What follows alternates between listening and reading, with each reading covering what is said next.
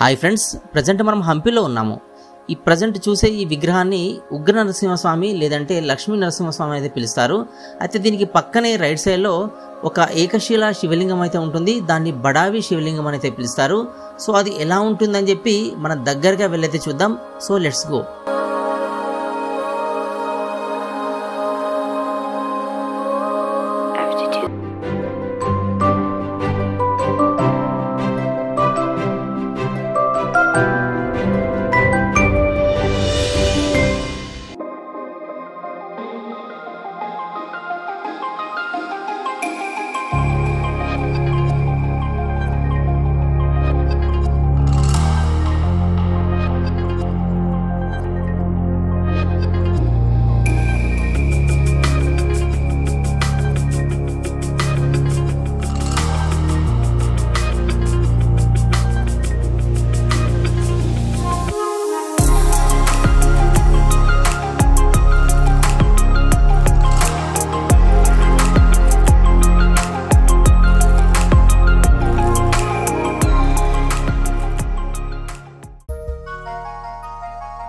Friends, ఈ శివలింగాన్ని బడావి శివలింగం అని అయితే పిలుస్తారు.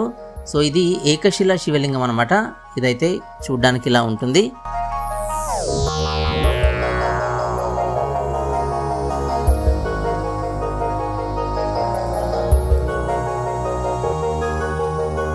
బడావి అంటే స్థానిక భాషలో, అంటే ఇది హంపి ఉండేది కర్ణాటక కాబట్టి ఇక్కడ కర్ణాటక భాషలో బడావి అంటే పేద అని అర్థం, అంటే పూర్. సో ఈ శివలింగాన్ని ఒక పేద మహిళ ప్రతిష్ఠించిందని చెప్తారు. అందుకే దీనికి బడావి శివలింగం అయితే పేరైతే వచ్చింది.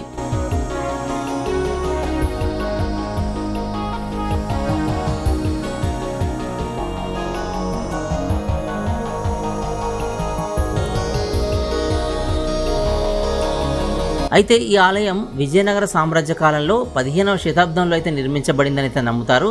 ఇక్కడ ఉన్న శివలింగం హంపిలో ఉన్న అతిపెద్ద ఏకశిలా శివలింగం అన్నమాట.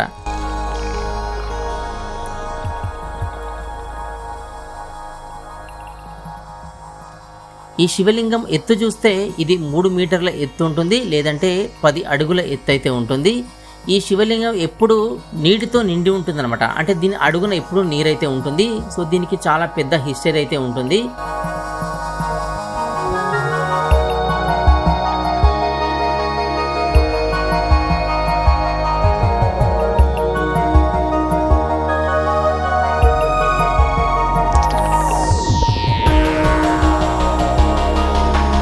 దీన్ని విజిట్ చేయడానికి మార్నింగ్ 5 AM నుంచి ఈవినింగ్ 9 PM వరకు అయితే అలో చేస్తారు. సో దీన్ని విజిట్ చేయడానికి ఎలాంటి ఛార్జెస్ అయితే ఉండవన్నమాట.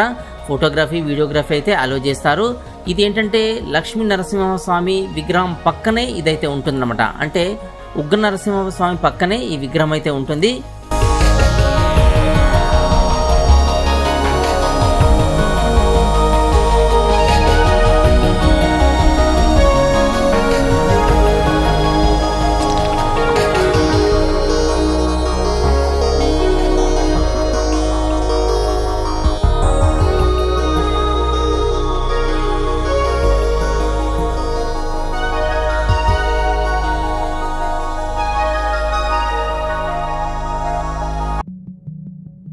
అయితే ఈ శివలింగం పీఠం ఎప్పుడు నీటితో నిండి ఉంటుంది.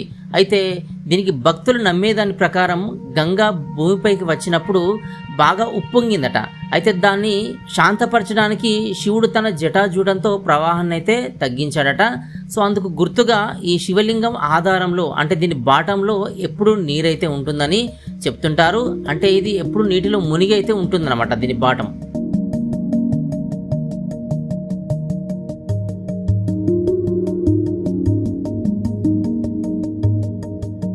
ఫ్రెండ్స్, ఈ శివలింగం పైన 3 కళ్ళ లాంటి ఒక ఆకారం అయితే చెక్కబడి ఉంటుంది. ఇది శివుని త్రినేత్రాలను అయితే చూపిస్తుందని చెప్పి అంటుంటారనమాట.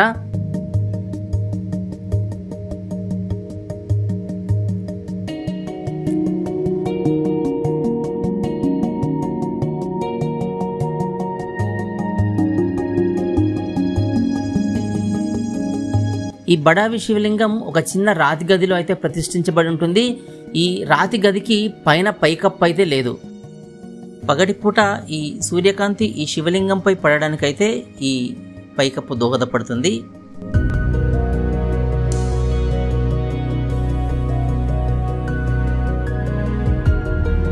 అయితే హంపి అనేది విదేశీ రాజుల వల్ల అయితే అంటే వాళ్ళ దండయాత్ర వల్ల అయితే మొత్తం ఇదంతా శిథిలమైపోయింది.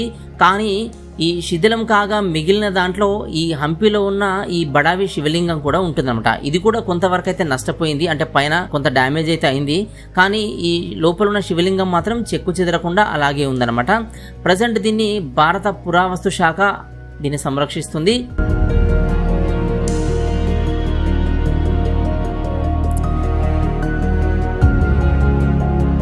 అయితే శివలింగం చూస్తే చాలా సింపుల్గా ఉంటుందన్నమాట. అంటే ఇలాంటి ఆర్భాటాలు లేకుండా సింపుల్గా చెక్కబడిన ఒక విగ్రహం అనమాట.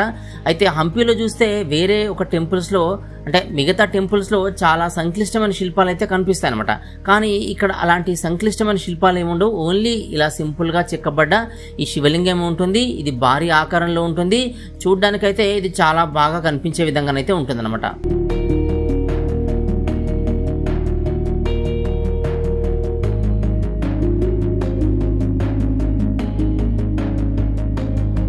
ఫ్రెండ్స్, ఈ బడావి శివలింగ శివాలయం అనేది హంపిలో ఉన్న ముఖ్యమైన ఆధ్యాత్మిక ప్రదేశాల్లో ఒకటిగా అయితే ఉంది. సో ఈ భారీ ఏకశిలా శివలింగాన్ని చూడడానికి వివిధ ప్రాంతాల నుంచి అయితే వస్తుంటారు.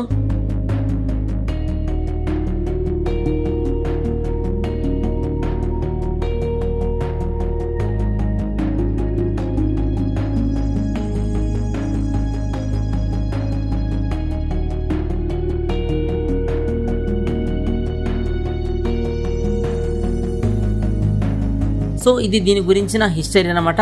చాలా మంది విజిటర్స్ అయితే దీన్ని విజిట్ చేస్తూ ఉంటారన్నమాట ఇప్పుడు. సో ఇది ఫ్రెండ్స్ ఈ బడావి శివలింగం గురించిన హిస్టరీ. సో వీడియో అయితే మీకు యూస్ఫుల్గా ఉందనుకుంటున్నాను. వీడియో మీకు నచ్చితే లైక్ చేయండి. మన ఛానల్ అయితే సబ్స్క్రైబ్ చేసుకోండి. వీడియోస్ అన్ని మీ ఫ్రెండ్స్ కూడా యూస్ఫుల్గా అనిపిస్తే వాళ్ళకు కూడా షేర్ చేయడం అయితే మర్చిపోకండి. So don't forget to like, subscribe and share. Thanks for watching.